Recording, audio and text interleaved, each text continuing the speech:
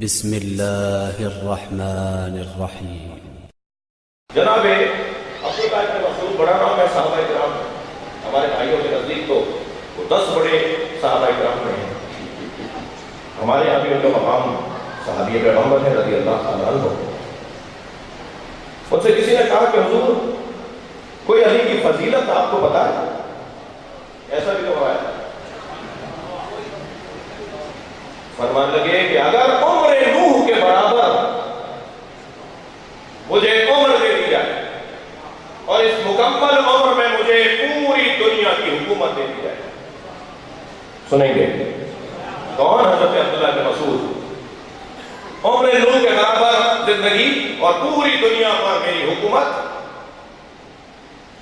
تب بھی میں علی کی 4 فضیلتوں میں سے ایک فضیلت لے کر ساری حکومت دینے کو تیار ہوں۔ اور یہ 4 وہ علی کی فضیلتیں ہیں جن کا میں چشم دید گواہ ہوں۔ میں نے علی کے 4 فضائل اپنی آنکھوں سے دیکھے ہیں۔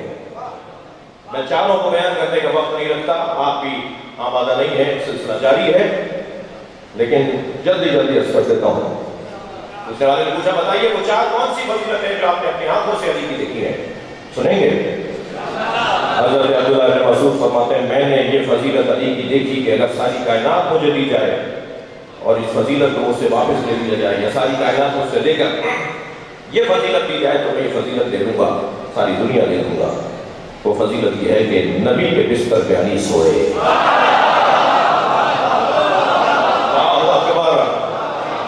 نبی نے اپنی جگہ پر اگر کسی کو سلایا تو علی کو سلایا۔ یہ فضیلت میں نے علی کی دیکھی اپنی آنکھوں سے، جلدی عرض کر رہا ہوں۔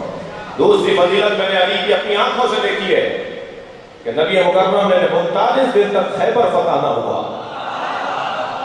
اعلان فرمایا لَأُوتِيَنَّ رَائِطًا غَدًا رَجُلًا كَرَّارًا غَيْرَ فَرَّارٍ، کل میں اسے علم دوں گا جو رجل ہوگا، کرار ہوگا، غیر فرار ہوگا۔ ہم نے دیکھا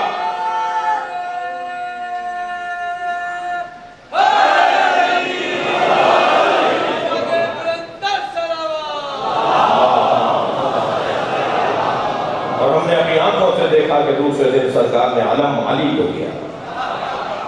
یہ میں نے اپنی آنکھوں سے فضیلت دیکھی ہے کہ سرکار نے اسے رجل کہا ہے، کرار کہا ہے، غیر فرار کہا ہے۔ تیسری فضیلت جو میں نے اپنی آنکھوں سے دیکھی، سنیں گے؟ نصف شب وحی نازل ہوتی ہے، یا رسول اللہ مسجد میں جتنے لوگ سوئے ہوئے ہیں انہیں اٹھا کے گھروں کو بھیج دیجئے، سارے دروازے بند کر دیجئے، علی کا دروازہ کھلا ہے۔ سَدَّدَ أَبْوَابَ إِلَّا بَابَ عَلِي، سارے دروازے بند کرو، صرف علی کا دروازہ کھلا رہے۔ انتہائی محترم، مبارک اور بافہم سامعین سے ایک جملہ کہتا ہوا گزروں۔ عزیزان گرامی، اہل بیت کی عصمت پر صرف آیت تطہیر دلیل نہیں ہے، بلکہ اہل بیت کی عصمت پر یہ حدیث بھی دلیل ہے کہ دروازہ اس کا کھلا رہے گا جہاں نجاست کا گزر نہیں ہے۔ صلوات پڑھیں گے محمد و آل محمد۔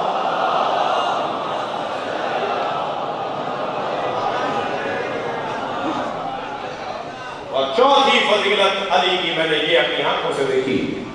عبداللہ بن مسعود فرماتے ہیں کہ سرکار دو جہاں میں آئے برات، سورہ مشرکین تبلیغ کرنے کے لیے، پہنچانے کے لیے حضرت ابو بکر کو بلا کر کہا ہے ابو بکر جاؤ مکے میں جا کر سورہ مشرکین سناؤ، آئے سورہ برات سناؤ، مشرکین کو پیغام سناؤ اللہ کا۔ اور حضرت ابو بکر وہ پیغام لے کر مکے کی طرف جا رہے تھے کہ جبریل نازل ہوئے اور کہا یا رسول اللہ، اللہ کا حکم یہ ہے یہ پیغام یا آپ پہنچائیں یا آپ جیسا پہنچائیں۔ توجہ چاہوں گا عزیزان گرامی، بھئی جبریل نے تو یہ کہا تھا نا آپ پہنچائیں یا آپ جیسا پہنچائیں، قاعدہ دیا ہے، قانون دیا ہے۔ ایک مرتبہ آواز آئی سرکار کو جہاں کہ علی کو بلاؤ، اور جب مولا کائنات قریب آئے فرمایا جاؤ جا کے ابو بکر سے یہ پیغام لو اور جا کے مکے والوں تک پہنچاؤ، یہ پیغام مجھے پہنچانا ہے یا مجھ جیسے کو پہنچانا ہے۔ عزیزان گرامی، میں ایک نتیجے کی بات کرنا چاہتا ہوں، شاید کسی کے لیے کوئی کام کی بات ہو۔ مولا گئے رستے میں حضرت ابو بکر سے جا کر کہا کہ पैगंबर अकरम ने फरमाया है कि ये सूरा मैं पहुंचाऊं नबी या नबी जैसा पहुंचाए तो मुझे भेजा है कि मुझे वापस कर दीजिए। एक लम्हा नहीं लगाया हजरत अबू बकर ने पैगाम देने में। भाई बहुत सारे पीरों को मुरीदों ने मरवाया।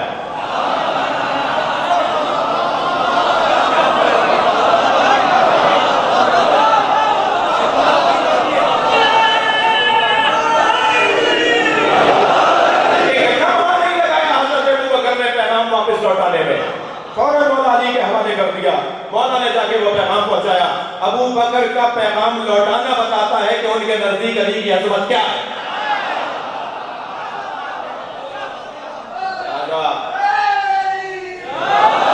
लिहाजा ये वाक़या भी खिलाफत बिला फस्ल अली पर दलील है।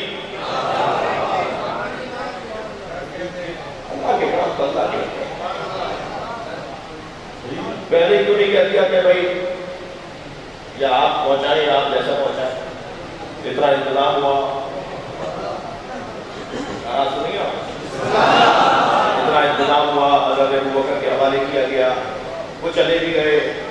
आधे रास्ते में कोई 1 घंटे में तो नहीं पहुंचोगे, आधे रास्ते में पहुंच गए। फिर वही आती है, ये सब अल्लाह करवा रहा है। एक ये वाक़या और एक बीवी के नाराज होने की हदीस। किसी के लिए भी नाराज होने की हदीस नहीं है। क्यों? इसलिए के नाराज होना खास तौर पर बीवी के नाराज, जिससे मेरी फातिमा नाराज उससे मैं नाराज, उससे अल्लाह नाराज। क्यों? और भी तो शख्सियात बाद में नाराज की गई, मगर बीवी के नाराज होने को उन्वान क्यों बनाया गया? तो वाक़या हो रहा था, ये अल्लाह करवा रहा है। ये सारा इंतजाम हो रहा है। अल्लाह के काम बिना दे भेज दिया पहले हजरत को, फिर वापस बुलाया जा रहा है। ये दलील बन रही है कि नबी के बाद अगर कोई जानशीन मुस्तफा है तो अली है। इस हदीस को दलील बनाइए। मैंने जुमला कह दिया, फिर मैं दिखा दूं कि बहुत सारे पीरों को मुरीदों ने मरवाया। पीर साहब को पता ही नहीं होगा मेरे अंदर तो कमाल है। मुरीद कहता है मेरा पीर ऐसा, कहता जी ये बोलते हैं मुझे तो नहीं पता। सहाबियात तशरीफ फरमाए, भाई थक कर नहीं बात सुनेंगे मेरा। सहाबियात तशरीफ फरमाए, उम्महातुल मोमिनीन तशरीफ फरमाए। एक खातून ने आवाज देकर हजरत आयशा से कहा, या आयशा जन्नत में आप नबी की ज़ौजा होंगी। वो कह रही है जन्नत में आप नबी की ज़ौजा होंगी। और बीबी ज़हरा को देखकर कहा आप अली की ज़ौजा होंगी। जोड़ा कौन सा बड़ा होगा? सवाल अच्छा है, जोड़ा कौन सा आप दोनों में से बड़ा होगा? हजरत आयशा ने उसका जवाब देना भी पसंद नहीं फरमाया और जनाब ज़हरा को देख के फरमाया लैतनी कुन्तु शारता रासिक, ऐ फातिमा काश में तुम्हारे सर का एक बाल हो।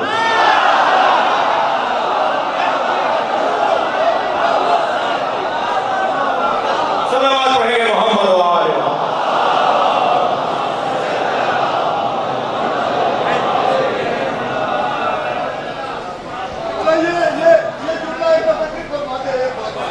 भाई मैं उर्दू में मजलिस पढ़ रहा हूँ और उर्दू का लुत्फ लेने वाले बैठे हैं। अब तक दो जुमले तो पकड़ चुके हैं, यानी अच्छे लगे हैं। तो मैं एक जुमला कहकर गुजर जाता हूँ, ये बाल बराबर नहीं है।